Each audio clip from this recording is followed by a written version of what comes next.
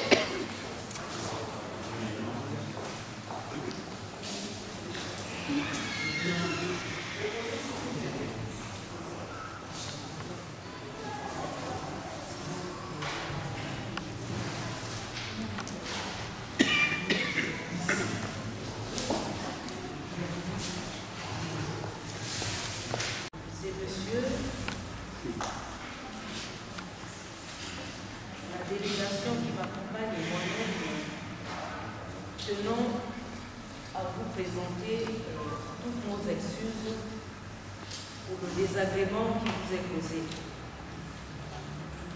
Je suis votre humble servante, docteur Marie-Claudette Ndagui, présidente de l'ONG ABOS. Vous connaissez la situation que traverse le pays en ce moment par rapport à l'alimentation en carburant.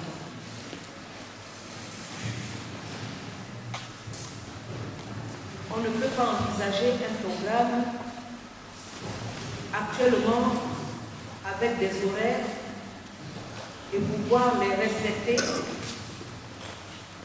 comme on le souhaite à cause de ce problème-là. À Libreville, on se bat. Pour arriver chez vous, pour venir vers vous, on a fait des pieds et mains pour essayer d'avoir quelques gouttes dans les réservoirs. Mais ça n'a pas été facile. Dieu merci, on est là.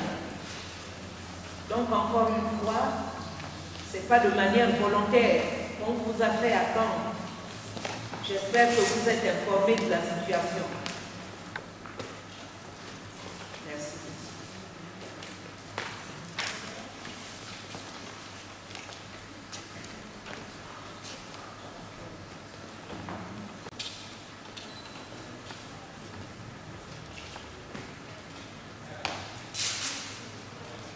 Mesdames et Messieurs les maires, Madame la Présidente de l'ONG ABOS, Mesdames et Messieurs les auxiliaires du commandement, distingués invités en vos grades et qualités, c'est avec un réel plaisir que le maire de la commune d'Ontou, par ma voix, en ma qualité de deuxième maire adjoint, vous souhaite la bienvenue au sein du premier arrondissement de la commune.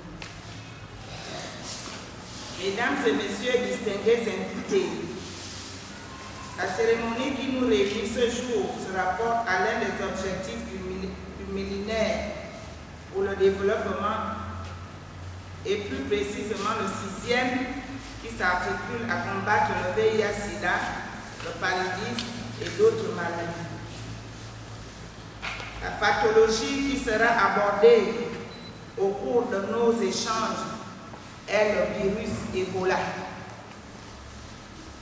La flambée de la maladie à virus Ebola qui sévit actuellement en Afrique de l'Ouest démontre de quelle manière une épidémie peut rapidement proliférer et poser des graves problèmes en l'absence d'un système de santé solide capable de réagir de façon rapide et intégrée. C'est pourquoi, afin de pouvoir nous entretenir sur les questions relatives à ce virus, dont les nombreuses recherches scientifiques n'ont pas encore trouvé de remède, nous accueillons chaleureusement dans nos murs l'ONG AGOS, ici présente, que je remercie de l'initiative qui est la leur d'avoir eu un droit de regard sur la population de la commune de Ntoum. Nous souhaitons que cette sensibilisation puisse se faire au sein de tous les arrondissements de la commune. Je vous adresse une fois de plus mes vives félicitations et mes encouragements. Je vous remercie.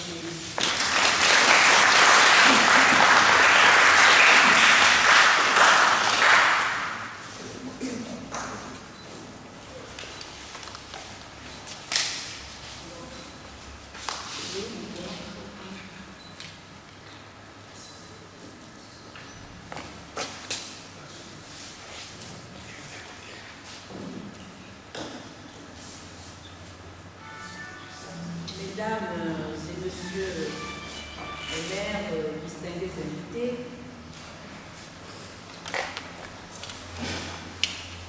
Madame le représentant du ministère de la Santé et des Affaires sociales ici présente, toute la délégation qui m'accompagne vous adresse leur sincère remerciement.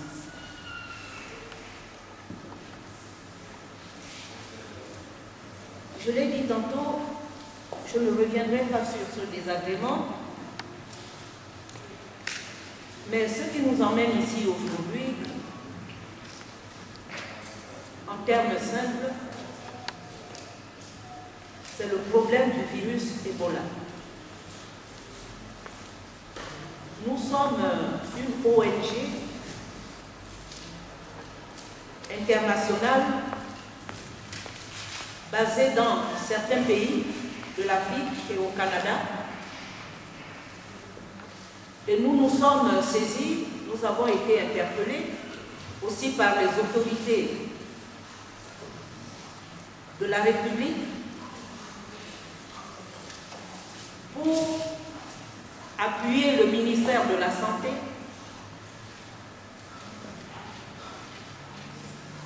nous avons également été mandatés par l'Organisation mondiale de la santé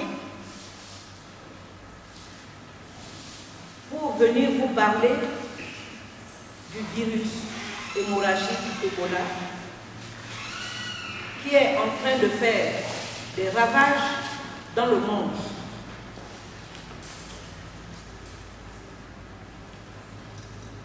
Vous suivez comme moi l'actualité, vous suivez les médias nationaux et internationaux,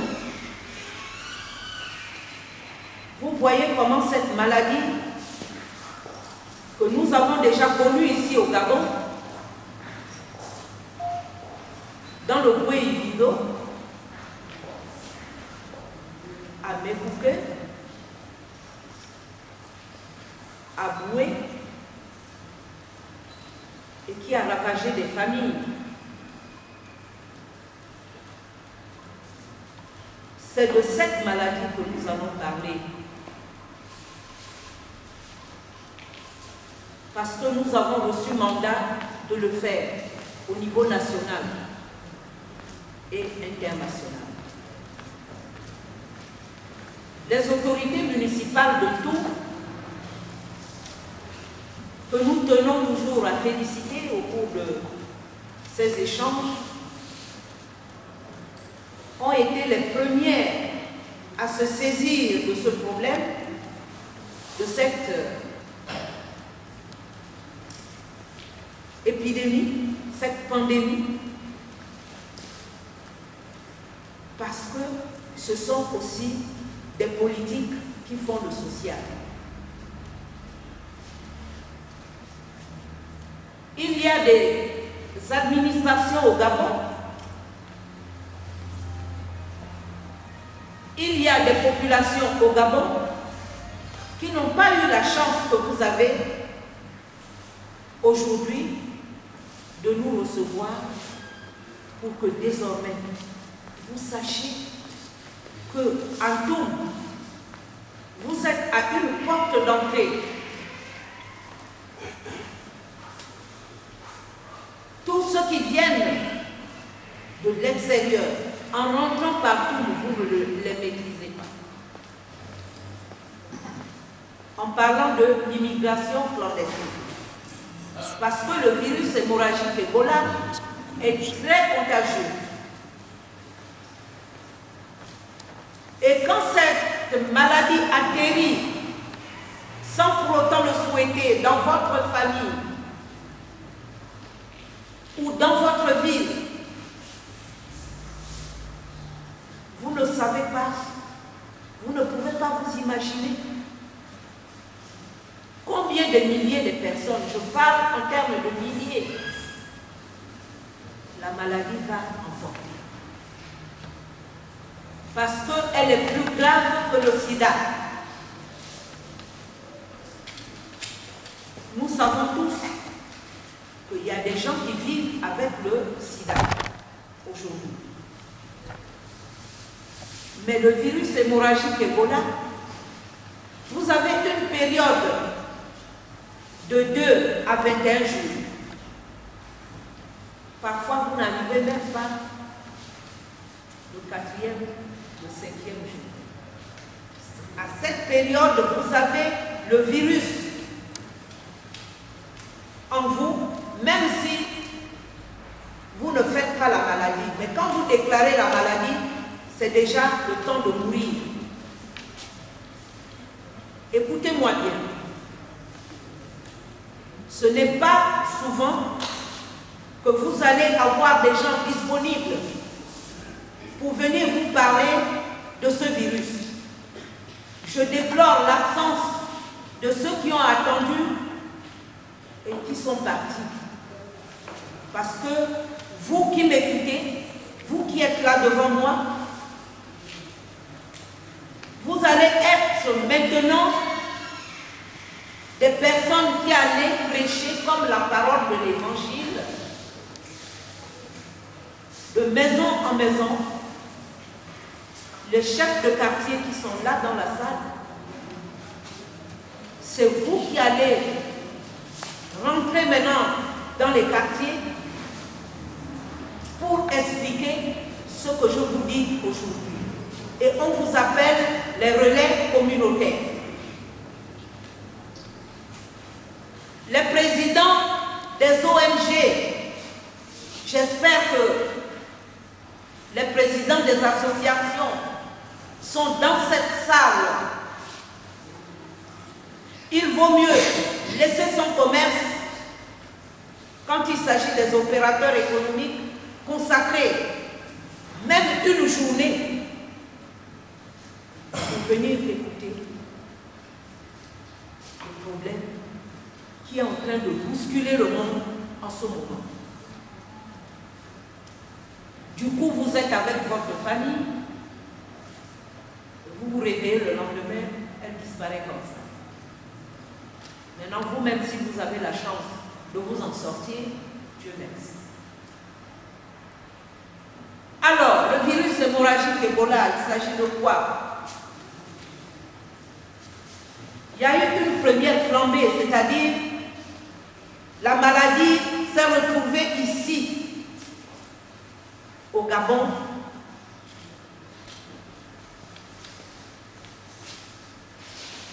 et elle a emporté le nombre de personnes qu'elle a pu emporter. Mais on a réussi à la maîtriser. Je ne peux pas rentrer dans les termes trop scientifiques. Là, je vous parle comme à la maison. Et quand cette maladie disparaît, d'abord, elle arrive comment? Le virus Ebola par-ci, le virus Ebola par-là, ça a même commencé comment?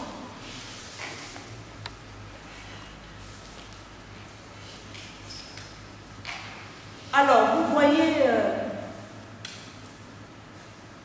les fruits. Quand on dit que le virus se retrouve dans un fruit, les fruits qu'on vend au marché, les fruits sauvages. Mais la chauve-souris, de passage, qui veut manger, qui veut s'alimenter comme tout être vivant, va tomber sur ce fruit-là et va manger, va consommer le fruit. Je dis bien la chauve-souris. Quand la chauve-souris consomme le fruit tombe. Le fruit est déjà contaminé. Est-ce que vous me suivez dans la salle? Le fruit est par terre.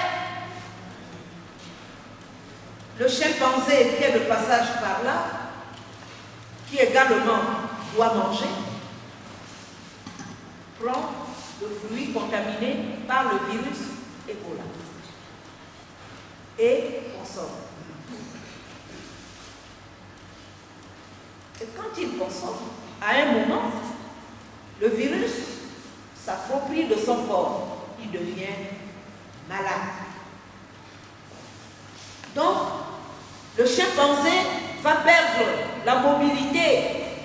C'est-à-dire qu'il n'aura plus les mêmes mouvements. Quelqu'un qui est malade, est-ce que la personne va se déplacer normalement comme quelqu'un qui est saine? Non. Même dans la manière de marcher, même pour courir, le chimpanzé change de comportement systématiquement. Et toi, le chasseur, tu es à la quête de ce que tu dois aussi manger. Et tu arrives, tu tombes sur le chimpanzé.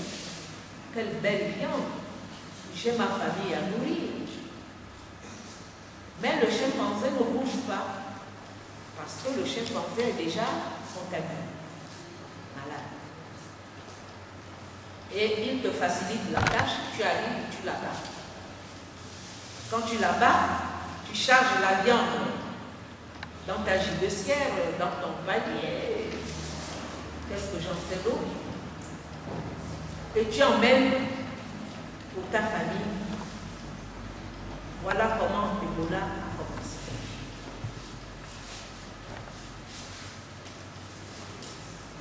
Mais les flambées qu'il y a actuellement au niveau de l'Afrique de l'Ouest, qui emportent des milliers de personnes, parce que les morts se comptent maintenant par milliers.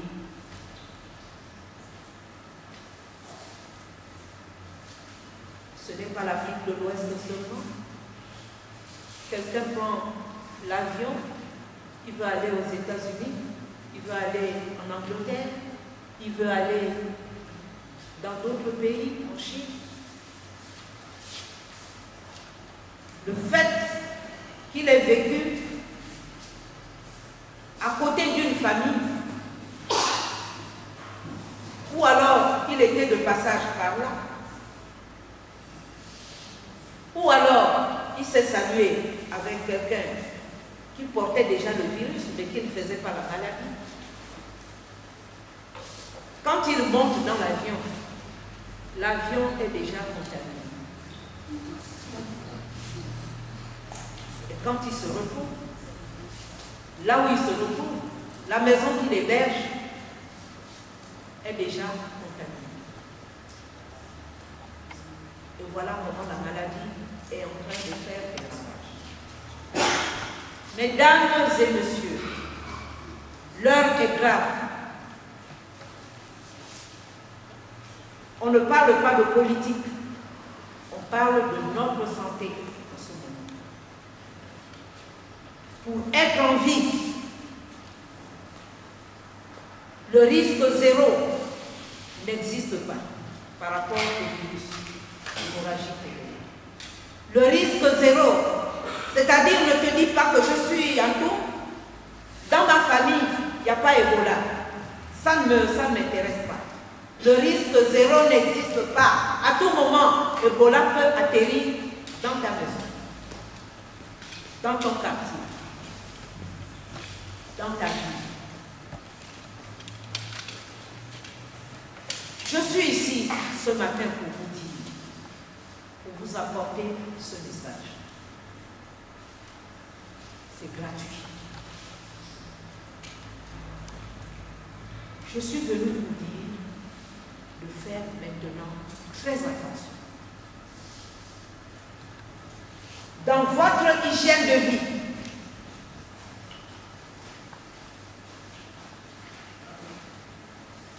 si vous changez de comportement maintenant, je dis bien maintenant, c'est possible que vous n'ayez pas Ebola dans votre vie.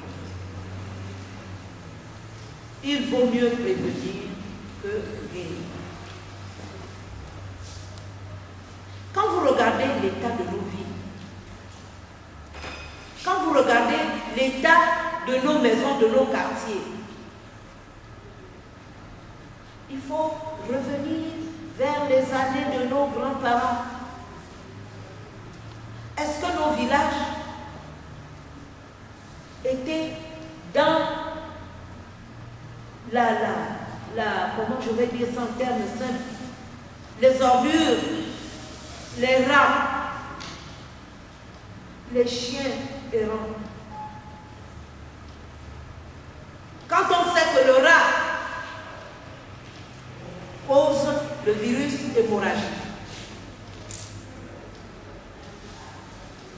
mais qu'on n'appelle pas Ebola, les mêmes symptômes qu'Ebola, fièvre, maux de tête, la gorge qui s'irrite, les vomissements, la diarrhée, la fatigue générale. Quand quelqu'un commence à voir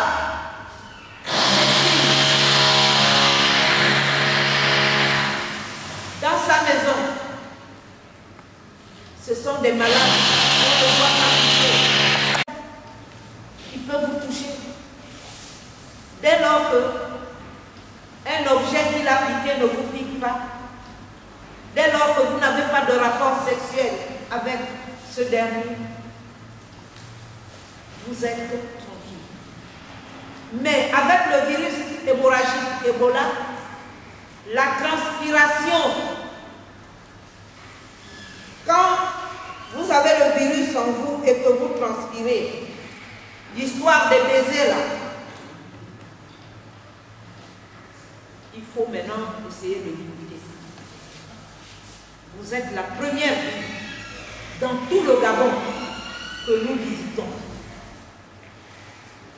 par rapport à Ebola. Essayez de limiter les bonjours. Comment ça va? Tout le monde, quand vous partez dans les pays qui sont en train de voir comment leurs familles disparaissent, des familles entières, ces gens-là, ils ont changé complètement de comportement. En tout, vous êtes en danger. Parce que tout le monde rentre par là. Et vous ne les connaissez pas. viennent d'où? Ils ont quoi? Qu'est-ce qu'ils ont dans leur bagage? Point d'interrogation. Maintenant, c'est à vous. Il y a vous, il y a ceux qui sont à Ovendo, il y a ceux qui sont à Kanda vers le Cap. Les portes d'entrée. Les gens qu'on ne connaît pas d'où ils viennent, qu'on ne maîtrise pas. Il faut maintenant être vigilant.